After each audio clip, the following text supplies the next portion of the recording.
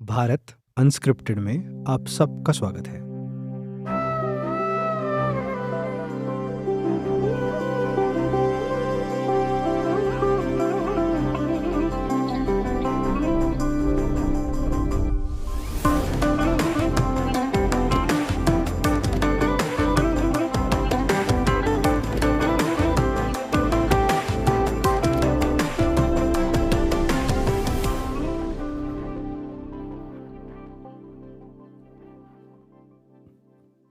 जैसी हमारी विष्णु के द्वारपालों की मतलब जय और विजय की कहानी में 3 युग थे, वैसे ही आज की कहानी भी मल्टीपल युगों में है।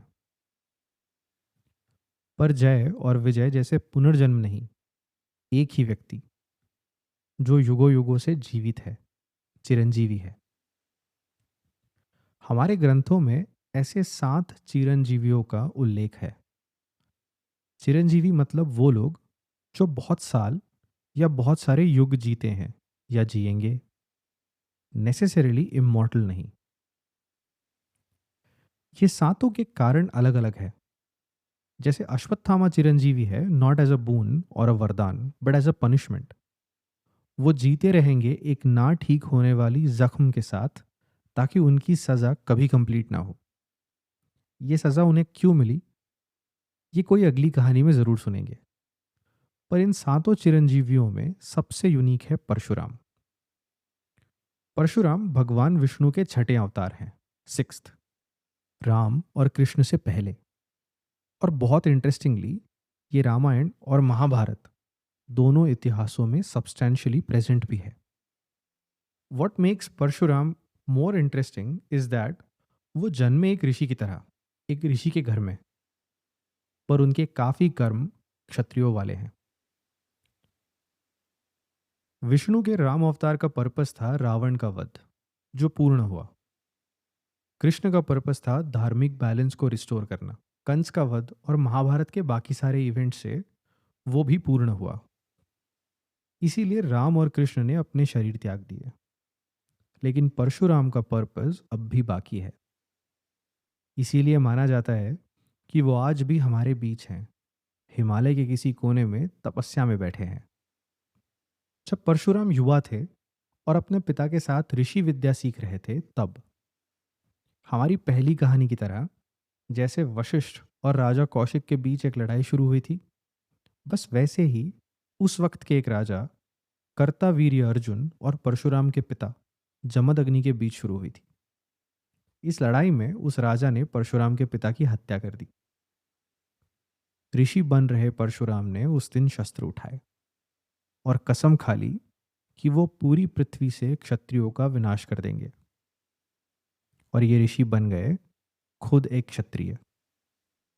उनका गुस्सा इतना ज्यादा था कि उन्होंने अपने जीवन काल में एक नहीं, दो नहीं, 21 बार सारे क्षत्रियों को हराया।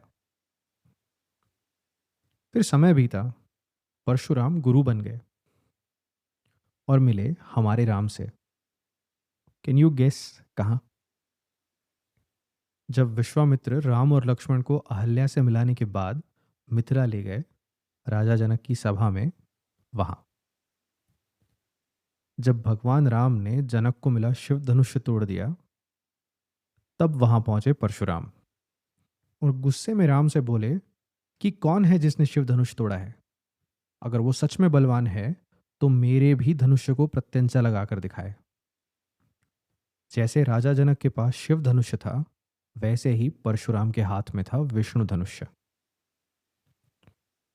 भगवान राम ने हम्बल होकर वो चैलेंज एक्सेप्ट किया। परशुराम से उनका धनुष्य मांगा और बड़ी आसानी से उस पर प्रत्यंचा लगा दी। मतलब ही स्ट्रिंग द बो। राम का कमाल देखकर परशुराम समझ गए कि ये विष्णु धनुष्य विष्णु के ही हाथ में है, और उनका गुस्सा शांत हुआ। युग बदला और परशुराम का दर्शन इतिहास ने फिर किया, महाभारत में। महाभारत में पांडवों और कौरवों के गुरु थे द्रोणाचार्य और पितामह भीष्म, और इन दोनों के गुरु परशुराम। जब परशुराम ने सारे क्षत्रियों को हरा दिया था, तो उन्होंने धीरे धीरे अपनी सारी वेल्थ और अपने पास का सब कुछ लोगों में और बाकी ऋषियों में बांट दिया। जब एक युवा द्रोणाचार्य उनके पास पहुंचे अपनी भेंट लेने, तो परशुराम के पास ऐसा कुछ भी नहीं था जो वो उन्हें दे सके, सिवाय अपने नॉलेज के। तो उन्होंने अपना डिवाइन वेपन्स का ज्ञान, शस्त्र विद्या, युद्ध विद्या, ये सब द्रोणाचार्य को सिखाई। और द्रोणाचार्य बन गए इतिहास के सबसे आइकॉनिक गुरु। Bhishma similarly was trained primarily by Parshuram. उस वजह से भीष्म भी एक बहुत बड़े योद्धा थे। इंटरेस्टिंगली, इस गुरु शिष्य में एक ड्यूएल भी हुआ था, and expectedly no one could win. Mahabharat में एक और रेफरेंस है परशुराम का, इन रिलेशन टू कर्ण। कर्ण पहुंचे परशुराम से विद्या लेने ताकि दुनिया के सबसे बड़े वॉरियर से युद्ध और शस्त्र विद्या सीखी जाए। परशुराम ने कर्ण को सब कुछ सिखाया, पर कर्ण पहुंचे थे झूठ बोलकर। ये बोलकर कि वो क्षत्रिय नहीं है, जबकि हम सब जानते हैं कर्ण वॉज अक्षत्रिय। जब ये झूठ पकड़ा गया, तो परशुराम ने कर्ण को श्राप दिया कि युद्ध के सबसे इंपॉर्टेंट और क्रूशियल मोमेंट में कर्ण सभी शस्त्रों का ज्ञान भूल जाएंगे, which became the inevitable and for Karna. Mahabharata युद्ध के बाद परशुराम एक गुरु की तरह भारत भर घूमते रहे।